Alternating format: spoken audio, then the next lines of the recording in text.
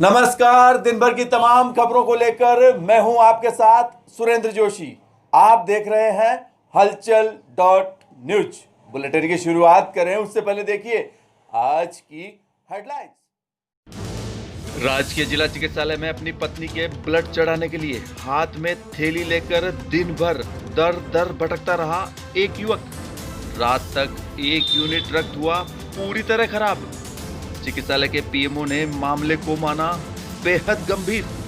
Alert mode पर आकर जारी किए आवश्यक दिशा निर्देश।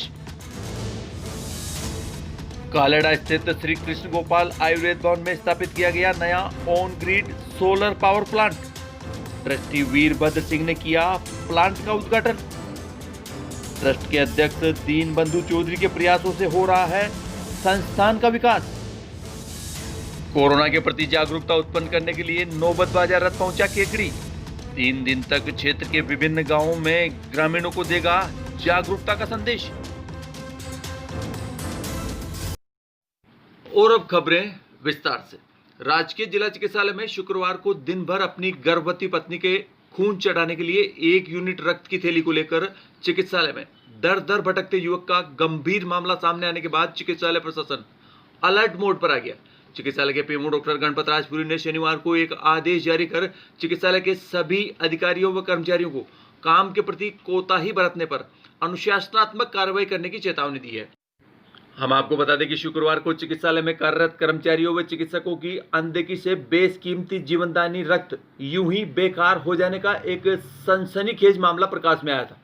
चिकित्सालय के पीएमओ डॉक्टर गणपत राजपुरी ने इस मामले को बेहद गंभीर मानते हुए शनिवार को 5 अलग अलग बिंदुओं पर कार्यालय आदेश जारी कर सभी अधिकारियों व कर्मचारियों की इसकी पालना सुनिश्चित करने के निर्देश दिए। घटनाक्रम के बारे में बता दें कि समीप्रति ग्राम रामपाली निवासी देवीलाल भील अपनी गर्भवती पत्नी सोनिया के हाथ पांव में सूजन आने पर राजकीय जिला चिकित्सालय में दिखाने के लिए लाया था।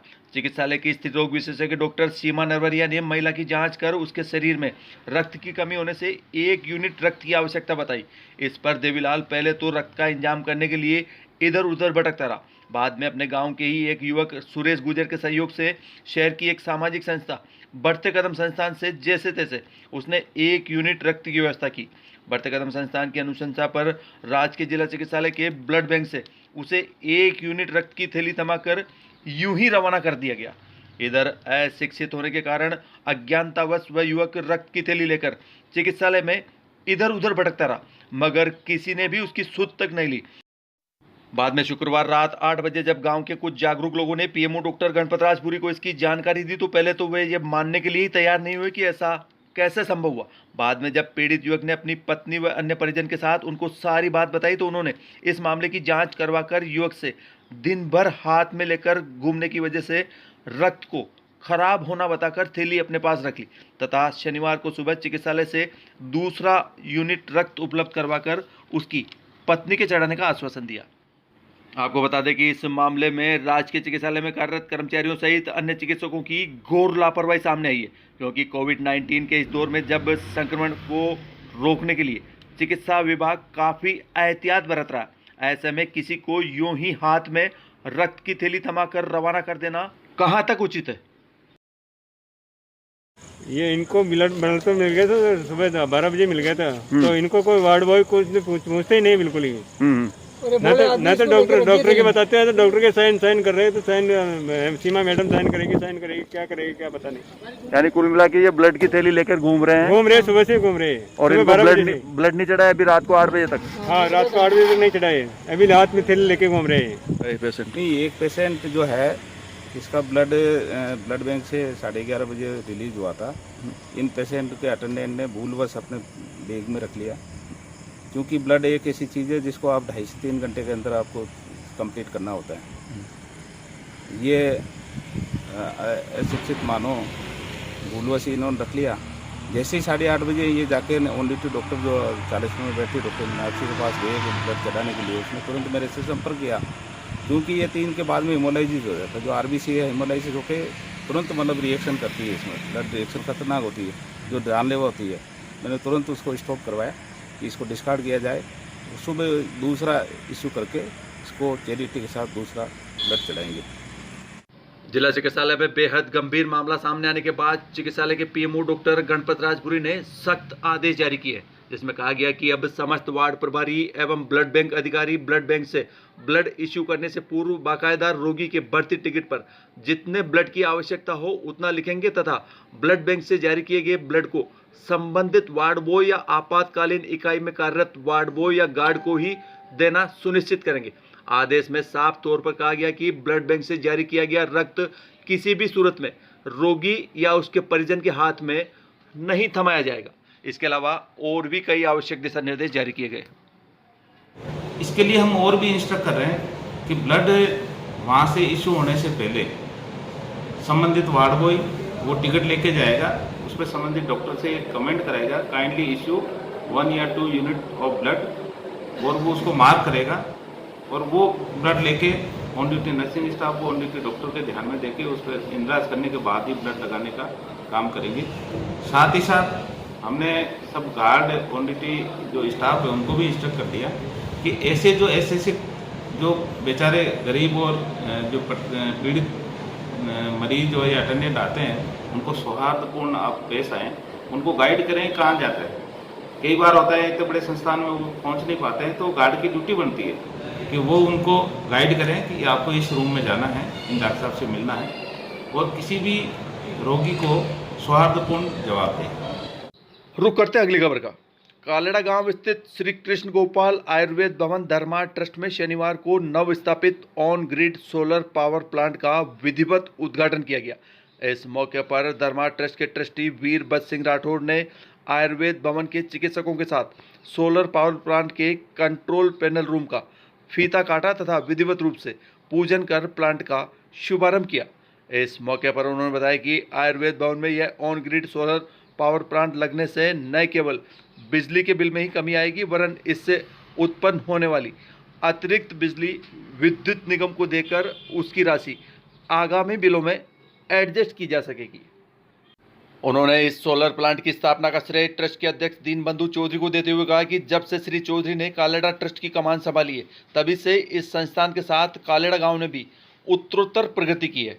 उन्होंने बताया कि कालेड़ा ट्रस्ट अध्यक्ष श्री चौधरी के प्रयासों से ही कालेड़ा में ग्रामीणों को बिसलपुर परियोजना से जुड़कर पीने का स्वच्छ पानी मिल पाया। वहीं गाँव में सड़क, शिक्षा, चिकित्सा सहित अन्य सभी क्षेत्रों में उनके प्रयासों से अभूतपूर्व विकास हुआ है। इस मौके पर सोलर प्लांट लगाने वाली अजमेर की फर्म आस्था सोलर के क्षेत्रीय प्रबंधक हेमंत जैन ने बताया कि कालेड़ा स्थित आयुर्वेद भवन में 33 किलोवाट का online grid solar power plant लगाया गया। इसके लिए आयुर्वेद भवन की छत पर 87 सोलर प्लेट लगाई गई है, जिसकी 25 साल की वारंटी है। उन्होंने बताया कि इस प्लांट के स्थापित होने के बाद 5 साल में इन्वेस्ट किया गया पैसा वापस मिल जाता है। उसके बाद लगातार 20 साल तक बिजली मुफ्त मिलती है। हम आपको बता दें कि प्लांट का शुभारंभ करने के बाद ट्रस्टी वीरभद्र सिंह ने पूरे प्लांट का अवलोकन किया। इस दौरान आयुर्वेद भवन के मुख्य चिकित्सक वैद्य राजेश शर्मा, मुख्य निर्माण वैद्य जमदग्नि शर्मा, व्यवस्थापक जटाशंकर शर्मा, कालेड़ा के पूर्व सरपंच अंबिका चरण सिंह, अजीत सिंह, भगवत सिंह सहित संस्थान के अन्य कर्मचारी भी मौजूद थे। जैसा कि आप देख रहे हैं, जब से हमारे नए चेयरमैन साहब आए हैं, कालेड़ा प्रगति पे आ रहा है और सब ये जो सोलर प्लांट लगाया है पर्वतपुरा में भी लग चुका है और उसके बाद आज यहाँ कालेड़ा में लगाया है। तो ये एक नई दिशा की और नए अध्यक्ष की नई सोच के अनुसार चल रहे हैं और आशा करते हैं कि हम जल्दी और प्रगति करें। इसकी वजह ये ऑन ग्रिड सिस्टम हमने 33 किलोवाट का यहाँ पे इंस्टॉल किया है। इसमें मोनोपर्क के सेल्स हम लोगों ने काम में लिए हैं। इसके अंदर इसकी एफिशिएंसी सबसे ज़्यादा रहती है, 20% से ऊपर एफिशिएंसी रहती है और इससे इनको बिजली के बिल में काफ़ी अच्छी बचत होगी। जो एवरेज बिल है करीब वो पूरा कम हो जाएगा। इनका सिर्फ करीब फिक्स एक्सपेंसेस आएगा जो इनके हिसाब से जो कंजम्पशन है। इसकी प्लांट की लाइफ कम से कम 28 से 30 साल है और इनका जो खर्चा है, जो इन्होंने प्लांट में करीब 13 लाख रुपये खर्चा किया है, वो इनको 4 साल में अंदर रिकवर हो जाएगा। बाकी इसमें पूरी इनकी मेंटेनेंस 5 साल की हम देंगे इनको, बाकी आराम से करा देंगे। बढ़ते अगली खबर की ओर। कोरोना वैश्विक महामारी के चलते लोगों को जागरूक करने के लिए राजस्थान सरकार की ओर से चलाया गया जागरूकता रथ नौबत बाजा शनिवार को केगड़ी पहुंचा। शनिवार को सुबह चिकित्सालय के पीएमओ डॉक्टर गणपत राजपुरी ने अन्य चिकित्सकों के साथ इस रथ को हरी झंडी दिखाकर क्षेत्र के अन्य गांवों के लिए रवाना किया।